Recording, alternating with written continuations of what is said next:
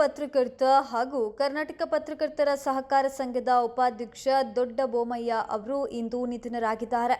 ಮೂಲತಃ ತುಮಕೂರು ಜಿಲ್ಲೆಯ ಪಾವಗಡ ತಾಲೂಕಿನ ರೊಪ್ಪ ಗ್ರಾಮದ ದೊಡ್ಡಯ್ಯ ಮತ್ತು ಚಿಕ್ಕಮ್ಮ ದಂಪತಿಯ ಪುತ್ರರಾಗಿರುವ ದೊಡ್ಡ ಬೊಮ್ಮಯ್ಯ ಅವರು ಈ ಮೊದಲು ಸಂಜೆವಾಣಿ ಮತ್ತು ಪ್ರಸ್ತುತ ಇಂದು ಸಂಜೆ ಪತ್ರಿಕೆಯಲ್ಲಿ ವರದಿಗಾರರಾಗಿ ಕಾರ್ಯನಿರ್ವಹಿಸ್ತಾ ಇದ್ರು. ಆಕಾಶವಾಣಿ ಮತ್ತು ದೂರದರ್ಶನದಲ್ಲಿ ಅರೆಕಾಲಿಕ ಸಹಾಯಕ ಸುದ್ದಿ ಸಂಪಾದಕರಾಗಿ ಕೆಲಸ ಮಾಡಿದ್ರು.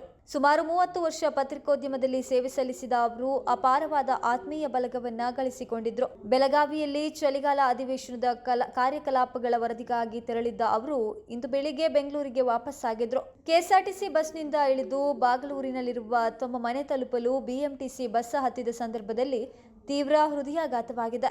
ಸಹ ಪ್ರಯಾಣಿಕರು ಉಪಚರಿಸಿದ ಹೊರತಾಗಿಯೂ ಬಸ್ನಲ್ಲಿಯೇ ನಿಧನ ಹೊಂದಿದ್ದಾರೆ. ಕರ್ನಾಟಕ ಪತ್ರಕರ್ತರ ಸಹಕಾರ ಸಂಘದ ಉಪಾಧ್ಯಕ್ಷರಾಗಿದ್ದರು. ಪ್ರೆಸ್ ಕ್ಲಬ್ ಪದಾಧಿಕಾರಿಯಾಗಿಯೂ ಸೇವೆ ಸಲ್ಲಿಸಿದ್ರು.